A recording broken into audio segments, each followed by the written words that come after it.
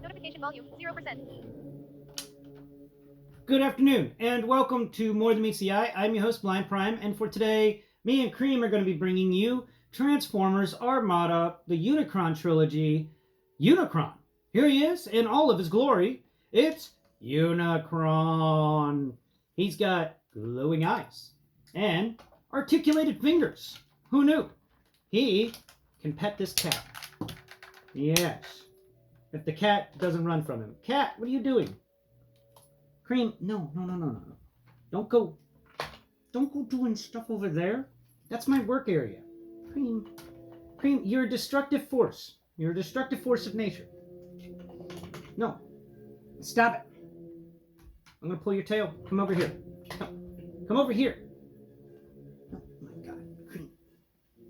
Kream. Okay. All right. So, we're going to talk about this amazing figure today, and he's a historical figure too, in the sense of this was the first action figure of Unicron. I mean, they hadn't done it before. It's really well done for its time, and even though it's not in scale with anything, it's its own unique scale. I mean, I know that the newest Unicron, the HasLab Unicron, is also in its own unique scale. So, there's that. And honestly, planet-sized Transformer, you're not going to be able to put it in any sort of scale whatsoever to really do well. You're going to have, a scale of its own, which is a shame. Though I think it'd be cool if they came out with some Unicron playsets, like maybe the head of Unicron for actual deluxe scale Transformers. That'd be cool. You could go in there and have the Grimlock creating a Computron and stuff like that. How did you hear your name out? Oh my God. Okay. All right. So let's talk about this figure in depth. By the way, you're watching Blind Prime. I'm a action figure reviewer who reviews things from the blind perspective. I don't talk about color. I don't talk about paint. I just talk about the way the figure feels and the positives and negatives of said figure. I leave all the sighted stuff up to the sighted people, but here we don't talk about sighted things. We only talk about things that you can feel and things you can hear. This guy's got no sound effects, so we're only talking about things you can feel today. I mean, I could lick him and taste him, but I doubt he would taste good. So he'd probably just taste like age and dust. So I'm not going to do that. Instead, I'm just going to talk to you today about everything I can, and leave you to decide whether or not this is a figure that you've been wanting for a while. Because honestly, for many people, this is a Golden Grail figure, and honestly speaking, I'm trying to get rid of it. I do like my Unicron, but for the channel's sake, I've got to figure out a way to sell him or something. Because even though he's a really cool figure and I do enjoy him, I kind of need to get rid of old things in order to support this channel and help it grow. Because I've been funding it from my own pocket, and I don't get a lot of pocket money. I get SSI every month for being blind. I don't even get disability because I've been blind so long. So there's that. It's an annoying thing, and I do hate that I'll have to get rid of this guy. But at the same time, I'm also happy for new things to come. So there's that. And I haven't decided when I'm going to sell him, but the fact that I am going to sell him is assured. He is going to get sold. I just don't know when he's going to get sold. I haven't found the right person to sell him to. He means a lot to me, so I can't just go selling him willy-nilly. I got to sell him to somebody who actually will care for him, and I know for a fact will. I'm not making the same mistake I made with Masterpiece Soundwave. I kind of regret that, but at the same time, it helped fund this channel for last winter. Like, all of the stuff I bought last winter came from the from me selling the Masterpiece Soundwave, which I regret not doing a video on. I really regret not doing a video on. Oh well, that's why we're doing it today in the Unicron. I'm not going to regret this. So let's begin. We'll talk about texture first, and then we'll get into the other things. Texture-wise, this guy's shoulder pauldrons are really neat. He's got these three things that kind of spit up to the sides. They're really cool. And both front and back of his shoulders are textured, and that's something I enjoy about this guy. They didn't just texture this side you're going to see. They textured everything. So even And I have his crazy wing things are just set off to the side because they are kind of big and heavy, and they do get in the way of reviewing. And I'll talk about them separately because I wanted to make sure that you could get everything in camera for this guy. So we're turning around to the back. Look around the back. He's got a port for Armada units, minicons, right there on his back. And then you come down here. He's got another port where you can plug something in. I think those are more ports where you can plug some stuff in, or they're just screw holes. But it's a very clean back.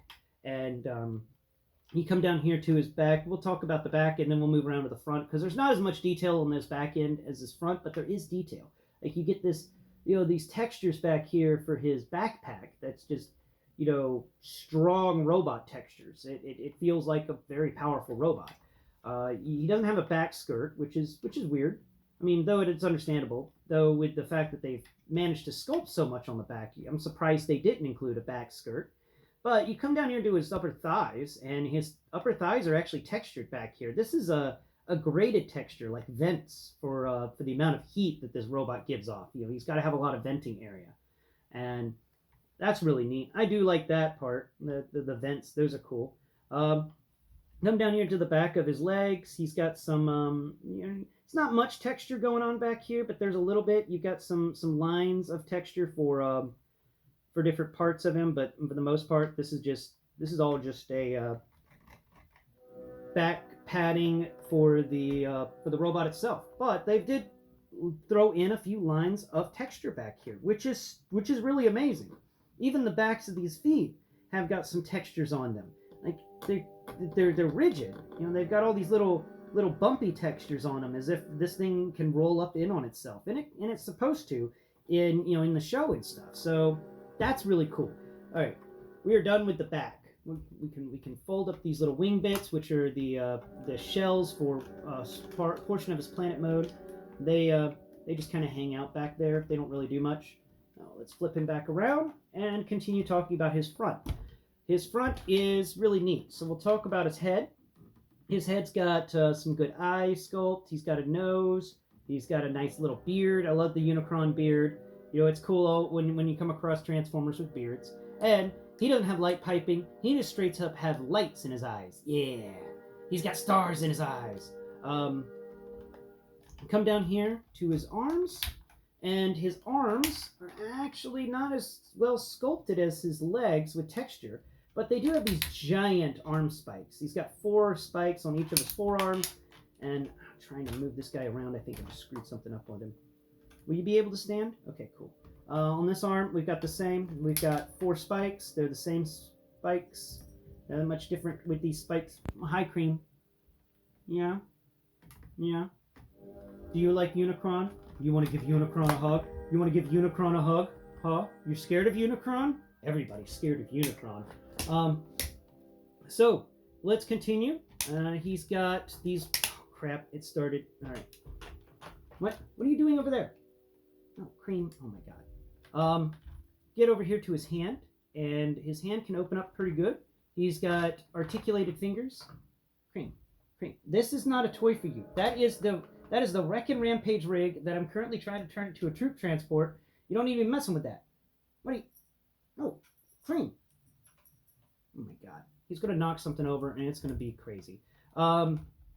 So we've got these hands. They are articulated fingers. He's got 2 articulated joints on each hand, and the sculpt work for these hands is quite... Kream. No. Stop it. Yes, I love you, little guy, but you can't just go messing with the stuff that I've put everywhere. Do you just like its color? Huh? What has got you intrigued with the Wreck and Rampage rig? Alright. So, further talking about sculpt work. I'm sorry, guys. The hands have got excellent sculpt. That's molding of the hands. There is some waffling on the interior of the hands, which is really kind of some of the only waffling in this entire figure. Oh, No, you can't chew on the pipes for the Wreck and Rampage rig. God, you're such a dog.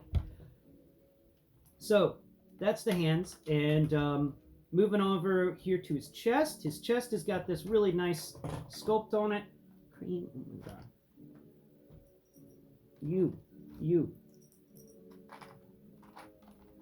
It's nice to have this chest sculpt. And sorry, Kream is being a very distracting cat today. Yeah, go on the side that I've built for you. The side that doesn't have much that you can destroy. Further talking about his chest area, we've got his abdomen area. He's got his six-pack, and I remember these glowing red in the movie. And Kream, I'll pull your tail. You can't be doing this, little guy. I don't know why you're so intrigued with the Wreck and Rampage rig. Kream. Oh my god. Kream.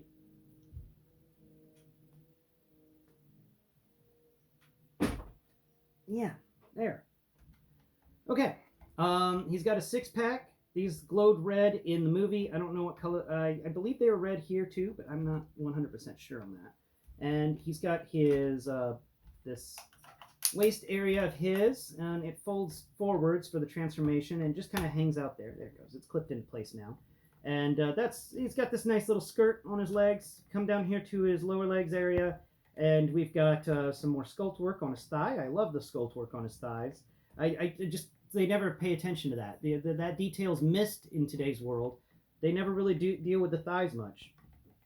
Come down here to the knees. You got these cool bony kneecaps. And the front of his leg has got a bunch of ports on it, which may be able to fit some weapons and stuff from the Armada series, but they do not fit the siege weapons. They could just be screw holes, but I doubt they would be on the front if they were screw holes. Anyway, you come down here to the feet, and the feet kind of tilt upwards like they're desert shoes. You know, those desert shoes that have the tilt up. I call them clown feet because they're just freaking massive. And yeah, that's all there is to him for sculpt-wise. He does have these little bits on either side of his leg that are a chunk of the planet, and they have a minicon port to shoot missiles. The missiles are all gone. I don't know what happened to them. They got lost in the move. They're probably stored somewhere safely in a Ziploc bag that I haven't found. But that's them. So let's talk about articulation. He has got a side-to-side ratchet for both of his hips. It's very weak because this guy's kind of old. He's also got a forward and backward ratchet that's very strong. He's got a knee ratchet that's decent. It's a single knee ratchet. He's also got a ratchet for his feet, which I absolutely hate because this ratchet is a forward and backward ratchet, and I was really hoping that it would be a side-to-side ratchet, though he does have side foot tilt, which is nice.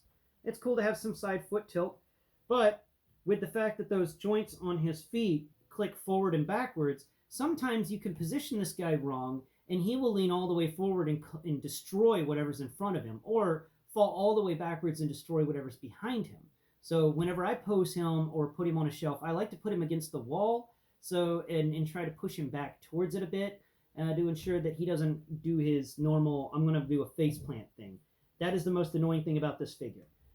Going up to his waist, he's got a 360-degree waist rotation, and he's got 360-degree movement with his arms that are ratchets, any side-to-side movement at the shoulder, a bicep swivel, a hand swivel, and a single-jointed elbow, and then his thumb can move up and down, and each of his fingers has two joints, one at the knuckle and one midway up the finger, which is really nice. You know, he's got a lot of joints. This guy is well articulated, and more articulation in him than normal Transformers. He even has the side tilt for the feet that we've just started seeing in War for Cybertron, and they had done away with for many years before that. So I'm glad to see this guy actually has an old technique that has become a new technique, and that's really cool. Furthermore on him, let's count the minicon ports. So he's got 24 ports on these two wings, and I guess I should bring up these wings. So these wings fit into a port on his back. That's pretty easy. There's a little peg thing that sticks up, and then the wing just kind of pops right onto it. And that wing it doesn't really do much. It just kind of hangs out. I had them removed because they got in the way of the video, honestly, and I just didn't like them getting in the way of everything. They get in the way of everything. They look really nice on a shelf, but when you're trying to talk about something, they are not very nice. but you get 4 of them, or at least 2 groups of 2. And on each of these groups, each group each one of these has 6 minicon ports. And the minicon ports are in the same general positions as if you've ever seen the Transformers movie. And, I wasn't always blind, and I got to see it before I went blind. And the Transformers movie, when he does his, you see these crazy things. He's got these cool globular things, these globes that glow everywhere on these weird wing thing. I don't know, his ring. Yeah, his folded up ring, planetary ring. But they switched out those weird globes that glow for minicon ports, which is kind of neat. I like the fact that they tried to stick with that, so you can pretend that every one of these minicon ports is actually a globe, which would be cool if somebody did a one of those little things, add-on kit that changed them all into red globes for his movie appearance. That'd been neat. Anyway, articulation we've covered that. Oh yeah, so 24 minicon ports on those things. Then he's got a minicon port on each of his shoulders, and then he's got a minicon port on each of his legs. So that's 4 minicon ports. He's also got minicon, not really ports, but you can stash a minicon on each of his hips. Up here at the up here on close to his hip area, this little hip skirts have a place where you can plug a minicon in, I believe, and it's just not the same type of port. But then over here on his back, we've got the final minicon port, and I showed that to you earlier. It's right there. And we'll go ahead and showcase it off real quick. Where did I put dead end? So dead end here, and we'll talk about dead end before I showcase the thing. Dead end's got some good articulation for a minicon. He's my favorite minicon. He's my only minicon, so my opinion is biased. But that is a nice. He's a nice little figure, and I thought it was fun that his name is Dead End. And Dead End is the one Stunticon I missed out on pre-ordering, so I'm gonna have to find him in the stores. But Dead End here, he's got a non-movable head, but he's got 360-degree rotation in his shoulders. He's got elbow joints, no hands, and his feet. He's got feet, and he's got a hip joint and a knee joint. And that's just about it for joints-wise. Sculpt-wise, he's made out of very unique materials, and he feels decently well. And I love the fact that he's got a gun literally pegged to his hand. It's got a metal peg connecting him there. It's like, wow, drop the gun. I can't drop the gun. It's pegged to me. Drop the gun. It's connected to my body. I can't drop it. All right. So that's him. He's got a decent face sculpt. Can't really feel much there. It's but he does have this minicon port on his front, and we're going to showcase that now. So you just take him to the back, and you plug him in that minicon port that's located right behind the head of Unicron. Now I'm going to put my hand up here to catch the bullet. So we're going to hit that. There it goes. It just falls out. There you go. That's the this is the crazy gun that he has in his chest. He's got a giant chest cannon. And I'll talk about a breast master, huh? We're gonna put it back because this guy really feels like a breast master. He's got a crazy thing in his breast to do, and let me go ahead and remove the dead end so he stops initiating that. Put this back in there. Hey, now go in. There it goes. Okay, now close that. Nice. And that's Unicron. He's a really cool figure. I do enjoy him. His biggest negative is the fact that this guy has a tendency to like to fall forwards and backwards unless you bend him and twist him into the right position.